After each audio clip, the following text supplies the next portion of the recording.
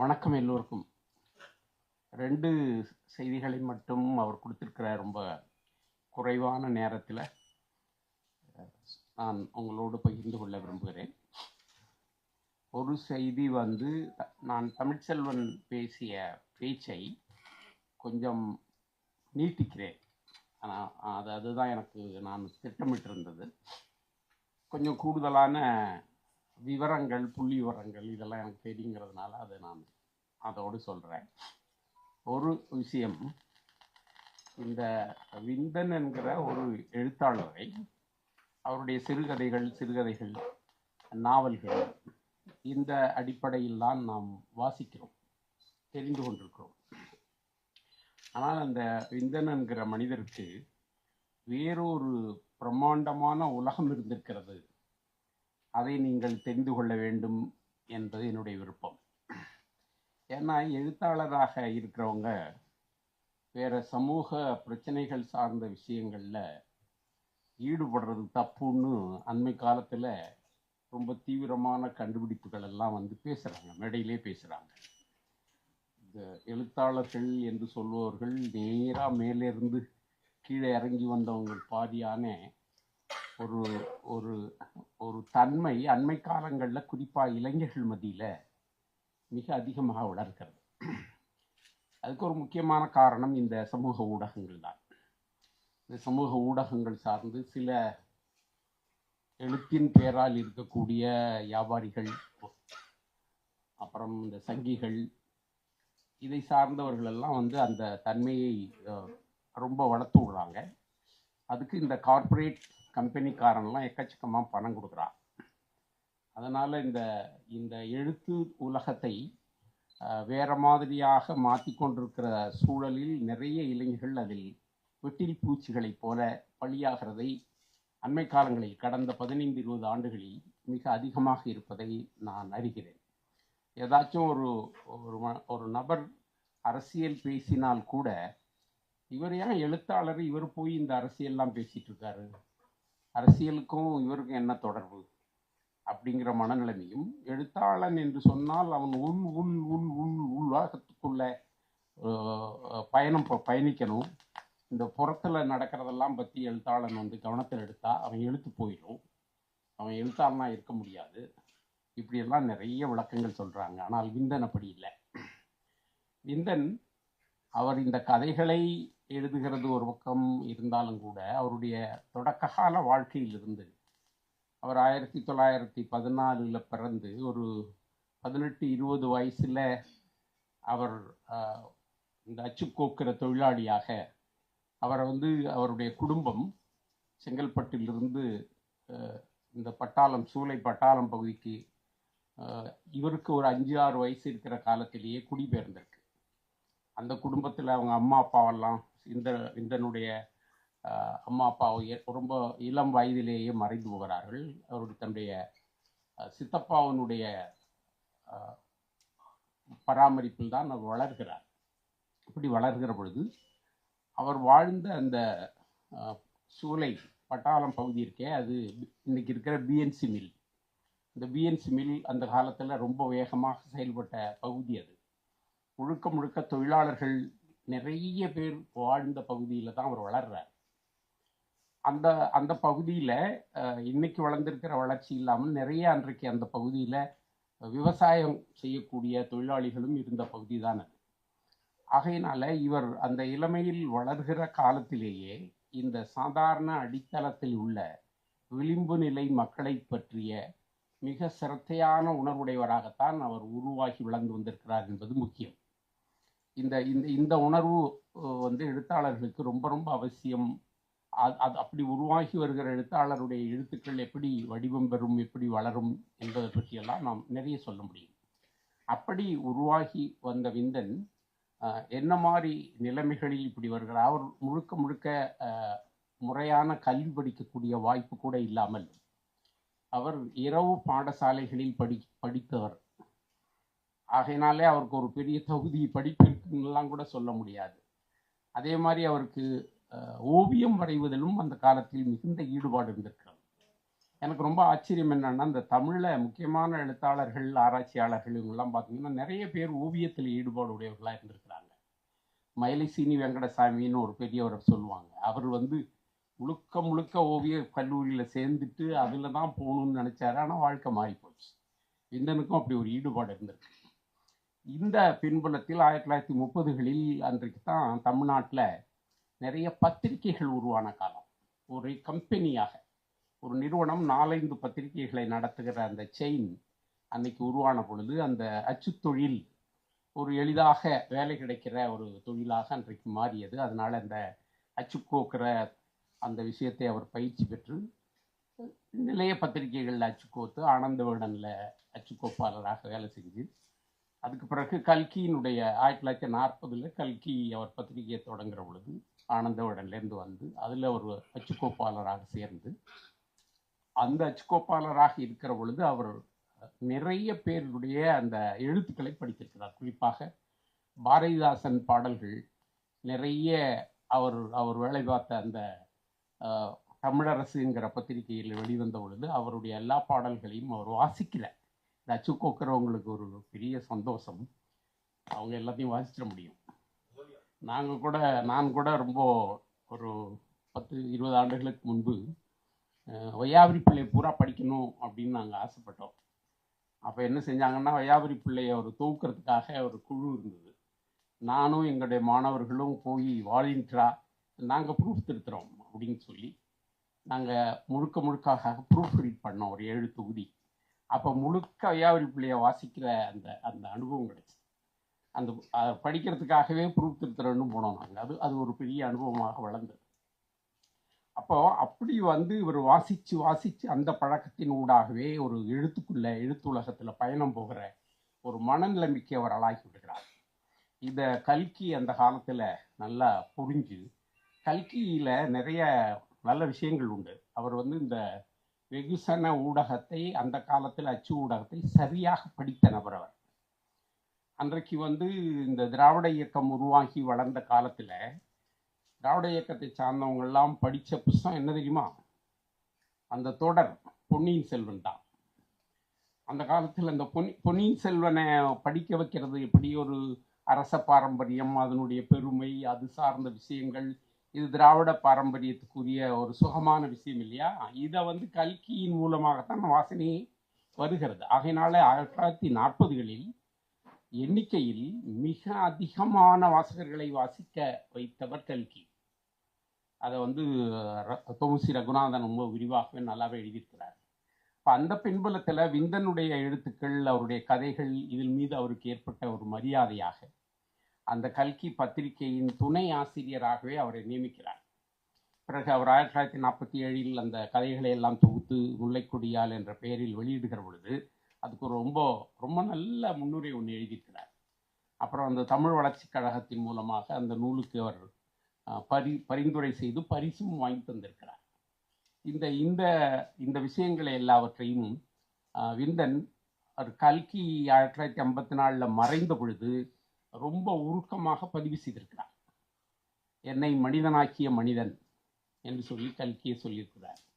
இது நமக்கு இப்போ என்னடா இந்த கல்கியை போய் இவர் இப்படி சொல்கிறாருங்கிற மாதிரி ஒரு சிக்கல் வரும். நமக்கு கல்கியை பற்றி நமக்கு இருக்கிற இந்த மனப்பதிவுகள், அது சார்ந்த விஷயங்கள். ஆனால் சில மனிதர்களுடைய சில பகுதிகள் வேற மாதிரி இருந்திருக்குங்கிறது கல்கியினுடைய நடவடிக்கைக்கும் விந்தனுடைய நடவடிக்கைக்கும் ரொம்ப வியப்பாகவும் ஆச்சரியமாகவும் இருக்கிறது. அப்படித்தான் அவர் வளர்ந்து வந்த பொழுது இந்த 1946-47 ஒரு புத்தகம் வெளியிடுறார். அது என்னன்னா, வேலை நிறுத்தம் ஏன் என்பது அந்த புத்தகத்தினுடைய டைட்டில். 46 எழுதி 47 வெளியிடுறார். அதில் அவர் எழுதுகிற விஷயங்கள் எல்லாம் நீங்கள் படிச்சீங்கன்னா, இந்த கம்யூனிஸ்ட் மூவ்மெண்ட்ல கம்யூனிஸ்ட் கட்சியில் இருக்கிறவங்க எழுதுறதை விட தீவிரமாக எழுதுகிறார். இந்த 1940களில் 2ஆம் உலகப் போர் தொடங்குது. அப்போ அதில் வர்ற நெருக்கடி, அதில் ஏகாதிபத்தியம் என்னென்ன வேலை செய்யுது, ஏகாதிபத்தியம் கள்ள மார்க்கெட்டை எப்படி உருவாக்குது, அப்போ எப்படி விலைவாசிகள் உயருது, இந்த விலைவாசிகள் வாங்க முடியாமல் தொழிற்சாலையில் வேலை செய்யக்கூடிய தொழிலாளர்கள் எல்லாம் எப்படி எல்லா தொழிற்சாலைகளிலும் மிகப்பெரிய போராட்டத்தை நடத்துகிறார்கள். அந்த 42 to 48 வந்து இந்தியாவில் மிக அதிகமான வேலை நிறுத்தம் நடந்த காலங்கள். அது காரணம் இந்த 2ஆம் உலகப் போரும், அதை இந்த பிரித்தானிய அரசாங்கம் பயன்படுத்திய முறையும், அதில் அந்த தொழிலாளர்கள் அடைந்த கோபமும் வேலை நிறுத்தம், அதை பற்றியான ஒரு விரிவான பதிவை அவர் செய்கிறார். அந்த வருஷத்துல 46 அவருடைய சிறுகதை தொகுதி முதல் தொகுதி வந்தாலும் அதை விட முக்கியமான பதிவாக அந்த வேலை நிறுத்தம் ஏன்கிற புத்தகத்தை நான் மதிக்கிறேன். அவருடைய சிறுகதைகளை மதிக்கிற அதே காலத்தில் நமக்கு அவருடைய சிறுகதைகளை பற்றி தெரியும். ஆனால் இந்த வேலை நிறுத்தம் ஏன் என்கிற புத்தகத்தை அவர் எழுதியிருக்கிறார் என்பது இன்றைய பின்புலத்தில், இன்றைய சூழலில் ஒரு சமூக வரலாறு தெரிந்தவர்கள், அந்த காலத்தில் உருவான சமூகத்தில் ஏற்பட்ட நெருக்கடிகள், சிக்கல்கள், இவற்றையெல்லாம் இவர் எவ்வளவு நுணுக்கமாக ஆழமாக வெளிப்படுத்தியிருக்கிறார் என்பதை அந்த புத்தகத்தை வாசிக்கிற பொழுது தெரிகிறது. அவர் சொல்கிறார், நான் எந்த கட்சியும் சார்ந்தவன் அல்ல, ஆனால் நான் தொழிலாளர்களுடைய துன்பங்களையும் அவர்களுடைய வாழ்க்கையையும் பற்றி மிக தெளிவாக தெரிந்தவன். எந்த கட்சி இந்த தொழிலாளர்களுக்காக பேசுகிறோ அந்த கட்சியை நான் பாராட்டுவேன், அந்த கட்சியை பற்றி நான் எழுதுவேன் என்று இப்படி சொல்லுகிற ஒரு ஜனநாயக பூர்வமான சமூக வாழ்க்கை பற்றிய புரிதலோடு வாழ்ந்த அன்றைய சூழலில் வேறு எழுத்தாளர் யார் இருக்கிறார்கள் என்ற ஒரு கேள்வியை நம்ம எழுப்ப முடியும். புதுமைப்பித்தனை அந்த லிஸ்டில் கொண்டு வரலாமா? அழகிரிசாமியை அந்த காலத்தில் கொண்டு வரலாமா? ரகுநாதனை கொண்டு வரலாமா? இப்படின்னு அவங்களுக்கெல்லாம் இருந்த எல்லா சூழல் வசதிகள் பின்புலத்தில் இந்த விந்தனுக்கான இந்த பார்வை மிக மிக முக்கியமாக இருந்தது. இதனுடைய தொடர்ச்சியாகத்தான் அவர் 1984 நடத்தின அந்த மனிதன் என்கிற ஒரு பத்திரிகை. அந்த மனிதன் பத்திரிகை, அந்த சூழல் ரொம்ப ரொம்ப முக்கியமான சூழல். இஸ்மத் பாட்சா என்று சொல்லக்கூடிய அவர் சமரன் என்ற ஒரு பத்திரிகை நடத்துகிறார். இந்த பக்கம் ரகுநாதன் சாந்தி என்ற ஒரு பத்திரிகை நடத்துகிறார். அந்த பக்கம் விஜயபாஸ்கரன் சரஸ்வதி என்ற ஒரு பத்திரிகை நடத்துகிறார். இவர்கள் எல்லோரும் அடிப்படையில் கம்யூனிஸ்டுகள். இந்த கம்யூனிஸ்டுகள் நடத்துகிற பத்திரிகையை போலவே, இன்னும் சொல்லப்போனால் அதை விட இன்னும் கொஞ்சம், அவர்களெல்லாம் சாந்தி சரஸ்வதி என்று பெயர் வைக்க இவர் மனிதன் என்று பெயர் வைத்திருக்கிறார். அதை கூட நம்ம புரிஞ்சு கொள்ளலாம். அப்போ அந்த மனிதன்ல உண்ட உறவுகளில் யாரும் முக்கியமான நபர்கள் என்று நீங்கள் தேடுகிற பொழுது அதில் ஜெயகாந்தன் மிக முக்கியமான நபர், அதில் தமிழொலி மிக மிக முக்கியமான நபர். அவர்கள் புதுமைப்பித்தனை பற்றி விவாதிக்கிற நிகழ்வுகள் எல்லாம் அதில் கட்டுரைகளாக வருகின்றன. அதே போல அன்றைக்கு இருந்த இந்த உருவாகி வந்த சுயமரியாதை இயக்கம், அது சார்ந்த விமர்சனங்கள் அன்றைக்கு இருந்த கம்யூனிஸ்டுகளுக்கு நிறைய இருந்தது. இஸ்மத் பாட்சா அவர் நடத்தின சமரன் பத்திரிகையில் முழுக்க முழுக்க இந்த திராவிட இயக்கத்தை பற்றியான ஒரு தீவிரமான விமர்சனத்தை எழுதியிருந்தார். ஏறக்குறைய அதே தொனியில் விந்தனும் இதோ ஒரு சுயமரியாதைக்காரன் என்ற ஒரு தொடர் எழுதுகிறார். அந்த தொடர் என்னன்னு, அடிமட்டத்தில் விளிம்பு நிலையில் இருக்கக்கூடிய ஒரு மனிதனுடைய வாழ்க்கையை சொல்கிறார். அவனை சுயமரியாதைக்காரன் என்கிறார். இந்த மரபு வாரா காலத்திலிருந்து வரக்கூடிய ஒரு மரபு. நடைச்சித்திரம் என்று சொல்லி ஒரு மரபு உண்டு, பத்திரிகைக்காக உருவானது. சாதாரண விளிம்பு நிலை மக்களுடைய வாழ்க்கையை எழுதுகிற அந்த மரபு. இதில் விந்தன் இந்த ஒடுக்கப்பட்ட சாதாரண மக்களை பதிவு செய்கிற அந்த மரபுக்கு சொந்தக்காரராக அந்த பத்திரிகையின் வழியாக அறியப்படுகிறார். இப்படி அவருடைய இந்த சமூக வாழ்க்கை என்பது இந்த கட்டத்தில் மிக மிக முக்கியமான விஷயமாக மாறுகிறது. அது இந்த தமிழ்ச்செல்வன் சொன்ன இந்த ராஜாஜி பற்றிய ஒரு விஷயம். இந்த ராஜாஜிங்கிற நபர் தமிழ் சமூகத்தில் எவ்வளோ பெரிய விஷம் என்பது யாருக்கும் இன்னைக்கு வரை ரொம்ப புரியல. பெரிய ஒரு அறிவாளி அப்படி இப்படின்னு நானுமோ சொல்கிறாங்க. 1952 நடந்த முதல் தேர்தலில் இந்த சென்னை ராஜஸ்தானி என்று சொல்லக்கூடிய இந்த நிலப்பகுதியில் கம்யூனிஸ்டுகள் ஒரு 62 சீட்டில் ஜெயிக்கிறாங்க. பாக்கி யாரும் அவ்வளோ அதிகமான சீட்டில் ஒருத்தர் கூட ஜெயிக்கல. ஆனால் இந்த ராஜாஜி என்ன பண்ணார் தெரியுமா?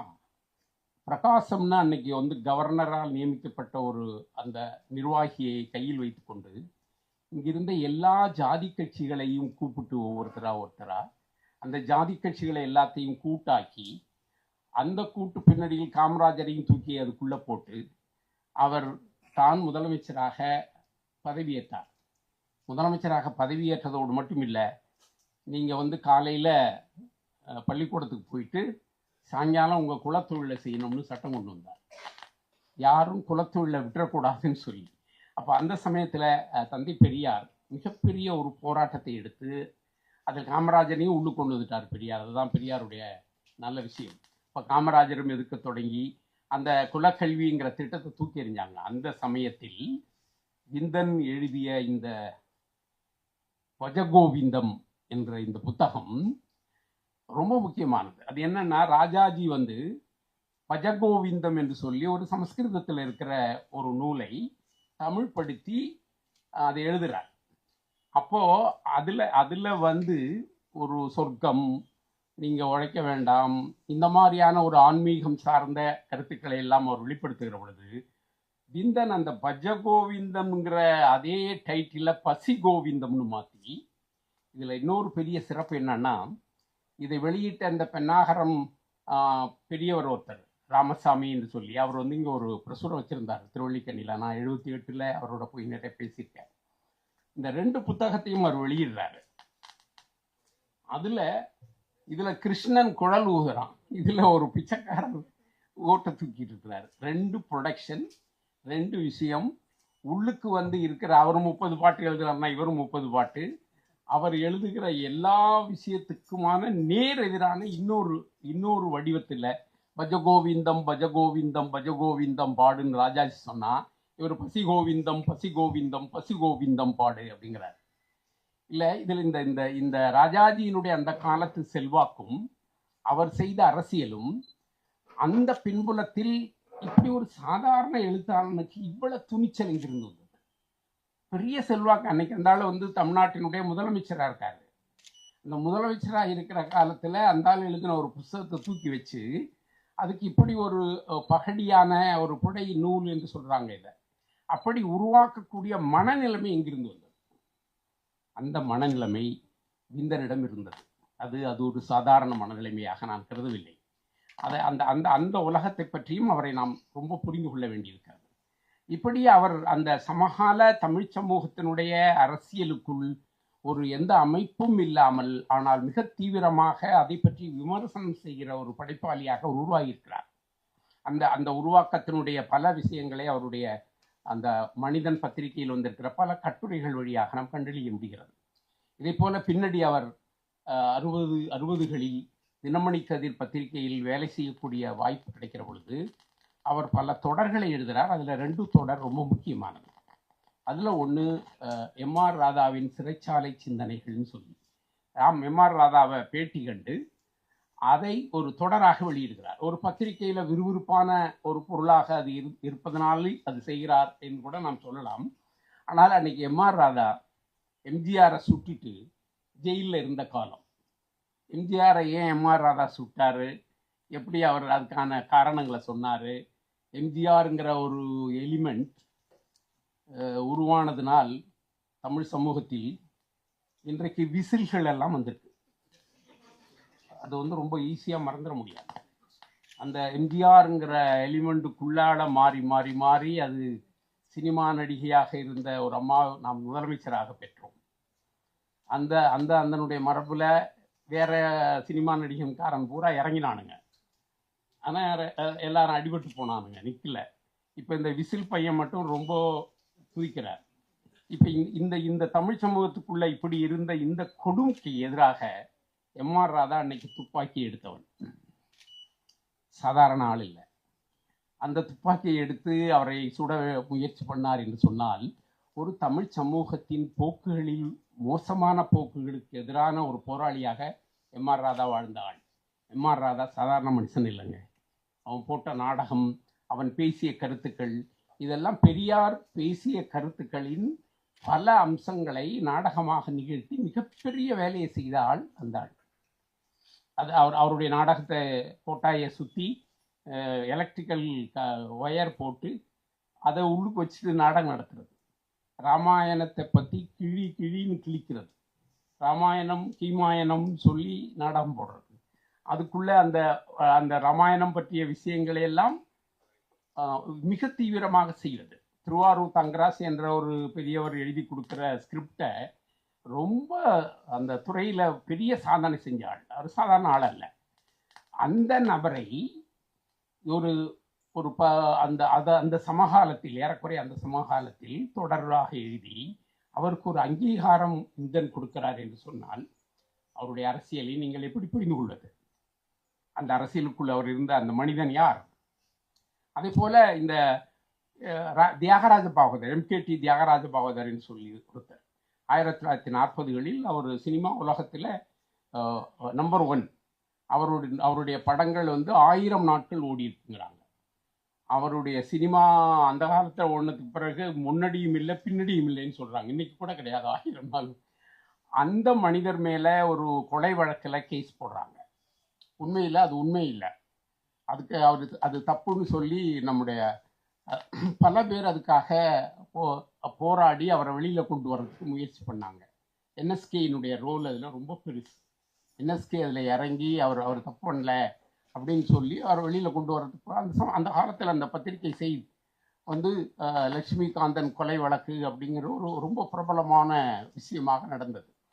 அந்த செய்தியை இவர் 60களின் இறுதியில் MKT பாகவதர் வரலாறு அப்படின்னு ஒரு தொடராக எழுதுகிறார். அந்த தொடராக எழுதுகிற பொழுது 40களில் இருந்து இந்த 70கள் வரையான தமிழ் சமூகத்தில் நடந்த இந்த சினிமா, அது சார்ந்த விஷயங்கள், அதனுடைய பல்வேறு அம்சங்கள், இதையெல்லாம் உள்ளு கொண்டு வர்றார். இந்த தமிழ் சமூக நடவடிக்கைகளை ஒரு மிக தீவிரமாக பார்க்கக்கூடிய மனநிலைமை அவருக்கு இருந்திருக்கிறது என்பது அதை சொல்லுகிறது. ஒரு பத்திரிகைக்காரனாக ஒரு பத்திரிகையில் தொடர் எழுதக்கூடிய வாய்ப்பு கிடைக்கிற பொழுது அந்த தொடருக்குள் விந்தன் எப்படி செயல்பட்டார், விந்தன் செயல்பட்ட அந்த உலகம் என்ன, அந்த உலகம் அவர் ஒரு எழுத்தாளர் என்பதை விட ஒரு மிக சிரத்தையான ஒரு சமூக போராளியாகவே தன்னை மனதுக்குள்ள ஒரு கட்டி வாழ்ந்திருக்கிறார். அதுதான் நம்ம தமிழ்ச்செல்வன் சொன்ன ஜனார்த்தன் அடிக்கடி சொல்லுவார், அதை எழுதியிருக்கிறார். இந்த அண்ணா பற்றி, கலைஞர் பற்றி இவருக்கு இருந்த பார்வைகள், அந்த காலத்தில் இவங்கள்லாம் அந்த சினிமா உலகத்தை சார்ந்த ஆட்கள் தான். இன்னைக்கு இந்த பாஜக வந்த உடனே நமக்கு அண்ணாவும் கலைஞரும் வேறு ஆட்களும் பெரிய சக்தியாக மாறி இருக்கிறார்கள். இந்த பாஜகக்காரன் புண்ணியம். ஆனால் அன்னைக்கு அவங்கள அப்படி இல்லை.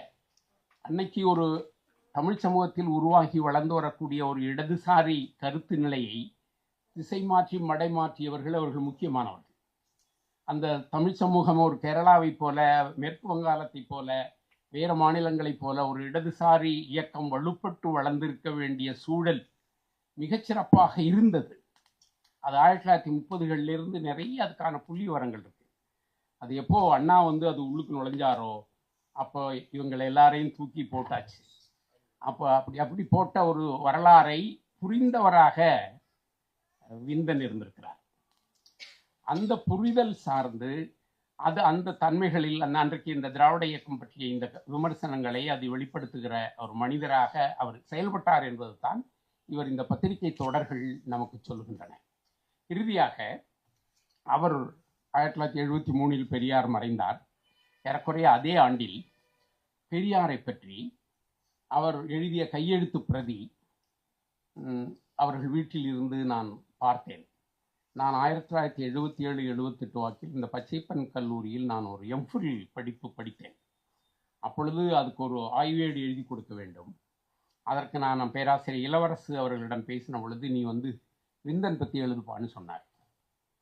இளவரசு ஐயா அவர்களை ரொம்ப நன்றியோடு இப்பொழுது நினைவு கூறுகிறேன். நான் அப்பொழுது விந்தன் பற்றி தேடத் தொடங்கிய வாய்ப்பு நிறைய கிடைத்தது. அப்போ அதிலிருந்து எடுத்த பொழுது அவருடைய கையெழுத்து பிரதிகளையும் பார்க்கக்கூடிய வாய்ப்பு கிடைத்தது. நம்முடைய ஜனார்த்தனனுடைய அண்ணன் வரதராஜன் என்று ஒருத்தர் இருந்தார். அவர் வழியாகவும் வேறு பலர் வழியாகவும் விந்தனுடைய கையெழுத்து பிரதிகள் எல்லாம் 78-79 பார்க்கக்கூடிய வாய்ப்பு எனக்கு கிடைத்தது. அப்பொழுது அதையெல்லாம் பார்த்து எழுதுகிற பொழுது ஒரு நோட்டு புத்தகத்தில், சின்ன நோட்டு புத்தகத்தில் பெரியார் அறிவுச்சுவடி என்று ஒன்று எழுதியிருந்ததை நான் பார்த்தேன். எனக்கு ரொம்ப ஆச்சரியமாகவும் இருந்தது. இந்த திராவிட இயக்கம் இது சார்ந்தவற்றையெல்லாம் இவ்வளவு தீவிரமாக விமர்சனம் செய்தவர், இது என்ன பெரியார் அறிவுச்சுவடி என்று எழுதியிருக்கிறாரே என்ற அந்த நோட்டு புத்தகத்தை நான் அப்பொழுது ஜெராக்ஸ் போட்டு அதை வாசிக்கக்கூடிய வாய்ப்பு வந்தது. பின்னர் ஒரு 80கள் 90களின் நடுப்பகுதியில் நம்முடைய ஆசிரியர் வீரமணி அவர்கள் அந்த கையெழுத்து பிரதியை அவங்களுடைய சுயமரியாதை இயக்க நிறுவனத்தின் மூலமாக அச்சு போட்டு வெளியே கொண்டு வந்தார்கள். அந்த நோட்டு புத்தகத்தில் அறிவே துணை என்று எழுதுவார். அதில் என்னன்னா, ஆத்திச்சூடி, கொன்றைவேந்தன் இந்த இந்த மொழியில், இந்த லாங்குவேஜில் அவர் இந்த பெரியார் அறிவுச்சுவடி எழுதுகிறார். பெரியார் ஆத்திச்சூடி என்பதற்கு மாறாக பெரியார் அறிவுச்சுவடி என்று எழுதுகிறார். அதில் அந்த ஒரு புத்தகம்னு எழுதினா முன்னாடியே ஒரு துணை போடணும் இல்லையா, கடவுள் துணை, அந்த மாதிரி துணை, அதுக்காக அறிவே துணை. தமிழ் வாழ, தமிழன் வாழ, தமிழ்நாடு வாழ, தன்மான இயக்கம் கண்ட தந்தை பெரியார் வாழ்க. அதான் அவருடைய அந்த பல்லவி. அந்த முதல்ல எழுதுகிற அந்த பல்லவியில் அவர் எழுதுகிறார். அப்போது எனக்கு என்ன ஆச்சரியம்னா, இவர் திராவிட இயக்கம் இந்த விஷயங்கள் எல்லாம் இவ்வளவு தூரம் விமர்சனம் செய்தவர், பெரியார் மறைந்த சூழலில் பெரியார் மீது ஏன் இவருக்கு இவ்வளவு பெரிய ஈடுபாடு வந்தது என்ற புரிதல் அவருடைய ஒரு தொடர்ச்சியான அரசியல் வரலாற்றில் பெரியாரை அவர் தன்னுடைய இறுதி காலத்தில் மிகச் சரியாகவே கணித்திருக்கிறார். பெரியார் மீது அவருக்கு அளவு கடந்த மரியாதை வந்திருக்கிறது. அப்போ அதை வைத்துக்கொண்டு ஆத்திச்சூடி பாணியிலே அவர் எழுதுகிற பொழுது அவர் எழுதியிருக்கிற பல விஷயங்கள் ரொம்ப சுமையாக இருக்கு. எல்லாம் உன் செயல் என்பதை நீ அறி, கடவுள் என்பது கயவர்கள் கற்பனை, காசிக்கு போவது காசுக்கு நட்டம், கிளர்ச்சிகள் இன்றி வளர்ச்சிகள் இல்லை, கீதை உன்னை கீழ்மகனாக்கும், கைம்பெண்ணாயினும் கட்டு தாலியை, கோயில் இல்லா ஊரில் நீ குடியிரு. கோயில் இல்லா ஊரிலே குடியிருக்க கோயில் இல்லா ஊரிலே குடியிருக்க வேண்டாம்னு ஆத்திச்சூடியில் இருக்கு. இவர் கோயில் இல்லா ஊரில் நீ குடியிரு, சாதி ஒழியாமல் சமதர்மம் இல்லை. நான் எல்லாத்தையும் முழுசா படிக்கல, நான் செலக்ட் பண்ணி படிக்கிறேன். செத்ததும் விடுவான் மருத்துவன், செத்தாலும் விடான் புரோகிதன், சொர்க்கம் என்பது சுரண்டி வாழ்வதற்கே, தன்மானம் இல்லாதவன் தமிழன் ஆகான், திராவிடர்க்கில்லை திதியும் திவசமும், தீண்டாமை என்பது வேண்டாமையாகும், தெய்வத்தை நம்பி தெருவில் நிற்காதே, தேவரின் பெயரால் திருடர் பெருகினர், நாயாயிருந்து நீ நரிக்கு இடங்கொடேல், நெற்றிக்கு வேண்டாம் நீரும் நாமமும், பாம்புக்கு நஞ்சு பள்ளில் பார்ப்பானுக்கு நஞ்சு, பிறப்பால் உயர்ந்தவன் தாழ்ந்தவன் இல்லை, பீடை என்பது பிராமணியமே, பூநூலை அணிந்தவன் புனிதனாகான், மனிதனை கெடுத்தது மதமெனும் மாயை, முக்தியால் வளர்வது மூடத்தனம், மொட்டையும் கொட்டையும் மோட்சத்தை காட்டா, மோட்சத்தை போலொரு மோசடி இல்லை, ராவண காவியம் ரசித்து படிப்பாய், வேதத்தால் வளர்வது விதண்டாவாதமே, வையகம் வாழ வைதீகம் வேண்டாம். இந்த இந்த இந்த ஆத்திச்சூடி எழுதுகிற மரபு என்னன்னா, இந்த ஆனா வண்ணா இனா இனாவிலிருந்து இந்த 18 மெய்யெழுத்து, அது மாதிரி 12 உயிரெழுத்து சேர்ந்து 30 எழுத்துலையும் எழுதணும். அந்த 30 எழுத்துலையும் ஒரு எழுது. அதே போல் இந்த கொன்றைவேந்தன்னு நம்ம சின்ன வயசாக இருக்கையில் நம்ம படிச்சுப்போம் நிறையா. அதில் ஒரு ராகம் போட்டு டீச்சர்ஸ் எல்லாம் நமக்கு சொல்லி தருவாங்க. நம்மளும் ராகத்தோடு தான் அது படிப்போங்க. அந்த ராகத்தில் அந்த வகையில் அவர் ஒரு 6 பாட்டு எழுதியிருக்காரு. நான் ஒரு 2 பாட்டை மட்டும் படிக்கிறேன். சாதி என்றும் சமயம் என்றும் சொல்ல வேண்டாம், அந்த அந்த அந்த அந்த அந்த உச்சரிக்கிறப்ப அது அந்த ஒரு இழுத்து தான் அந்த சின்ன வயசில் படிப்போம் நம்ம. சாத்திரத்தை ஒரு நாளும் நம்ப வேண்டாம், விதி என்றும் வீணை என்றும் சொல்ல வேண்டாம், வீணாக காலத்தை கழிக்க வேண்டாம், நாளென்றும் கோலென்றும் சொல்ல வேண்டாம், நல்வாய்ப்பை அதனாலே இழக்க வேண்டாம், தமிழினத்தின் தன்மானம் காக்க வந்தோன் தலைவனாம் பெரியாரை வாழ்த்தாய் நெஞ்சே, கோயில் என்றும் குளம் என்றும் போக வேண்டாம், குழவிக்கல்லை லிங்கம் என்று சொல்ல வேண்டாம், குடங்குடமாய் பாலதனை கொட்ட வேண்டாம், கொட்டியபின் அதனை நக்கி குடிக்க வேண்டாம், அர்ச்சனைக்கு தட்டேந்தி நிற்க வேண்டாம், அதில் வேறு தர்ச்சனைகள் வைக்க வேண்டாம், அறிவுக்கு வித்திட்ட அஞ்சா நெஞ்சன் அருந்தலைவன் பெரியாரை வாழ்த்தாய் நெஞ்ச. இது கொன்றைவேந்தன்.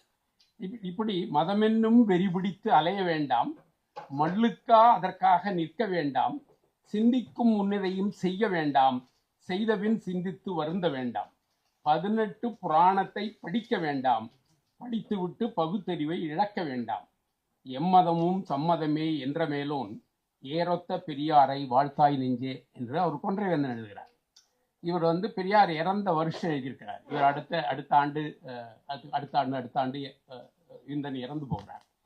எனவே நண்பர்களே, அவருடைய கதைகள், நாவல்கள், இந்த உலகம் இருக்கிற ஒரு பக்கம் இப்படி இருந்தாலும், அவருடைய ஒரு தனி மனிதனாக அவருக்குள் இருந்த இந்த அரசியல் உலகம் ரொம்ப மதிக்கத்தக்கதாக, ரொம்ப தீவிரமானதாக, அதை புரிந்து அவரை கொண்டாடக்கூடிய மரபு என்பதும் நமக்கு அதிகமாக இல்லை. அதுக்காகத்தான் நான் இதை பர்பஸாக இந்த விஷயத்தை பேச தொடங்கினேன்.